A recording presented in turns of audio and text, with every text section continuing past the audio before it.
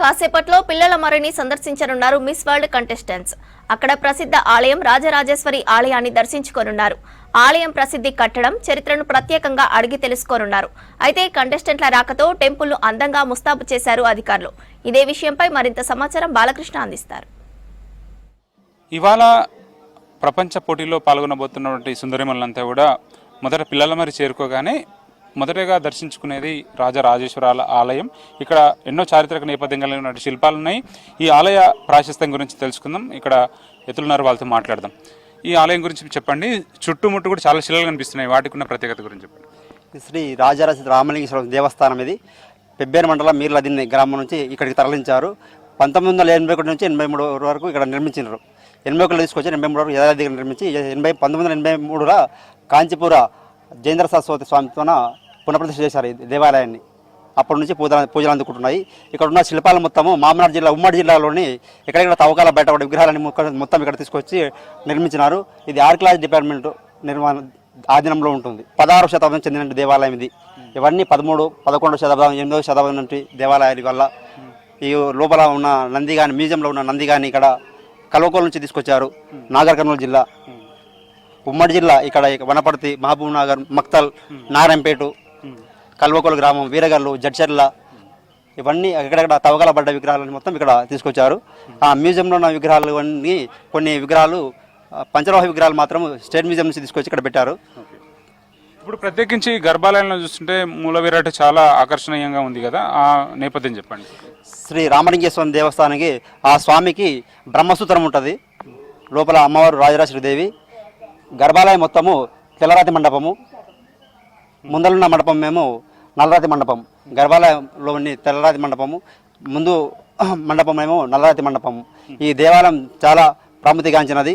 శ్రీ రామలింగేశ్వర దేవస్థానం 6వ శతాబ్దం నుంచి 11వ శతాబ్దం వరకు ఎరుపురాయితో నిర్మించారు అక్కడక్కడ దేవాలయాలు. తర్వాత 11వ శతాబ్దం 10వ శతాబ్దం నుంచి నల్లరాతి విగ్రహాలు బయట వస్తున్నాయి. రాతిని బట్టేసి ఎప్పుడు అని చెప్పేసి వాళ్ళు ఆర్కియాలజీ డిపార్ట్మెంట్ కనుక్కుంటారు అన్నాడు. గర్భాలయం మొత్తం అర్ధ మండపం మొత్తము తెల్లరాతి మండపం, ఈ ముందరున్న మండపం ఏమో నల్లరాతి చేయబడిన మండపము. గర్భాలయంలో స్వామివారు విఘ్నేశ్వరుడు, అమ్మవారు శ్రీ రాజరాజేశ్వరీదేవి, ముందుగా స్వామి శ్రీ రామలింగేశ్వర స్వామికి బ్రహ్మసూత్రం ఉంటుంది అన్నట్టు. ఈ ఆలయంలో మత్స్యం ఉంటుంది, రామచిలుకలు ఉంటాయి, ధ్వజాల మధ్యలో మహాగణపతి ఉంటాడు. ఇక్కడ ప్రతి స్తంభానికి నాగులు ఉంటాయి. ఇక్కడ నాగులు ఉంటాయి సార్. ఇట్లా ప్రతి స్తంభానికి నాగులు ఉంటాయి. తోరణం కూడా రాజులకాయ ఉంటుంది తోరణం మనది. మధ్యలో అక్కడ కూడా ధ్వజాలు ఉంటాయి, మధ్యలో గణపతి ఉంటాడు ఎదురుగా పైన కలశాలు పూర్ణ కలశం లాగా ఉంటుంది. నందికి స్వామికి మధ్యలో అర్ధమండపంలో పైన ఉన్నది మత్స్యం ఉంటుంది. ప్రతి స్తంభానికి నాగులు ఉంటాయి. అన్ని స్తంభాలకు ప్రతి స్తంభానికి నాగులు ఉంటాయి. 18 స్తంభాలు ఉంటాయి. 18 స్తంభాలకు మొత్తం నాగులు ఉంటాయి. మధ్యలో 4 స్తంభాలకు మాత్రం లేకుండా నాగులు, మధ్యలో రామచిలుకలు ఉంటాయి పైన. ప్రతి స్తంభం కూడా చాలా ఆకర్షణగా శిల్పగా. ఇక్కడ రాజరాజేశ్వర ఆలయంతో పాటు మనకు నల్లరాతికి సంబంధించిన చాలా విగ్రహాలు కనిపిస్తాయి. పీఠంపై గరుడ సంబంధించిన ఒక దృశ్యాలు మనం చూస్తున్నాము.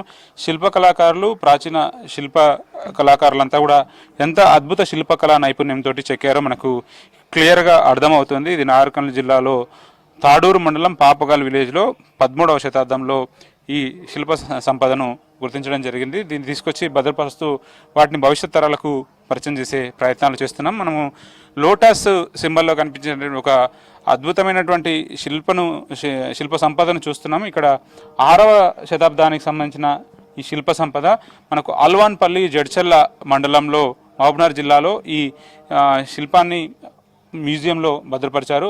అక్కడ నుంచి సేకరించి అప్పటి నుంచి ఈ మ్యూజియంలో సంరక్షిస్తూ వస్తున్నారు. ఇక పద్మావతి విగ్రహం కానీ అట్లాగే శాసన పలకం, ఇప్పుడు మనం చాలా శాసనాలు మనం చూస్తూ ఉంటాము.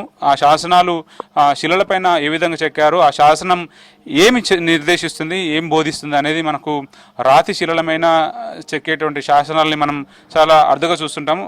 ఏ శాసనంలోనైనా సరే నాటి సంస్థానాధీశులు కానీ లేకపోతే పాలకులు కానీ రాజులు వాళ్ళు వివరించాలనుకున్నటువంటి శాసనాలు భూములు దానం చేయాలన్నా లేకపోతే ఏవైనా చారిత్రక నిర్ణయాలు తీసుకోవాలన్నా ప్రత్యేకించి శాసనాల్లో వెల్లడిస్తారు. మనకు ఇక్కడ శివలింగం కనిపిస్తుంది కాబట్టి ప్రత్యేకించి కాకతీయుల కాలంలో ఈ శాసనం చెక్కినట్టుగా మనకు అర్థమవుతుంది.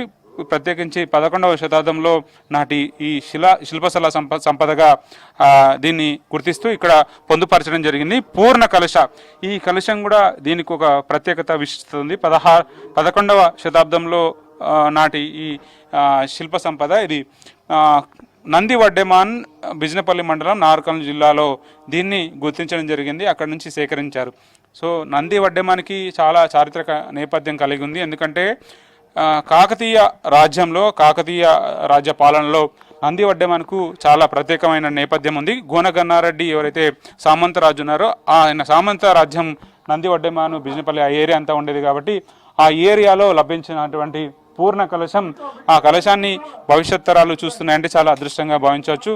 పెద్ద పెద్ద శివలింగాలు మనం చూస్తున్నాం, నల్లరాతి శివలింగాలు. ఇవన్నీ కూడా 10వ శతాబ్దం, 11వ శతాబ్దం, 18వ శతాబ్దం లాంటి శివలింగాలు మనకు కనిపిస్తాయి. నాగదేవతను మనం బహుశా ఎక్కడ అయినా సరే నాగరూపంలో కనిపిస్తాం, కానీ ఒక శ్రీమూర్తి రూపంలో, దేవతామూర్తి రూపంలో చూడాలని మాత్రం చాలా అదుగా చూడవచ్చు. మనం ప్రత్యేకించి ఈ ప్రాంతంలో చూస్తూ ఉన్నాం.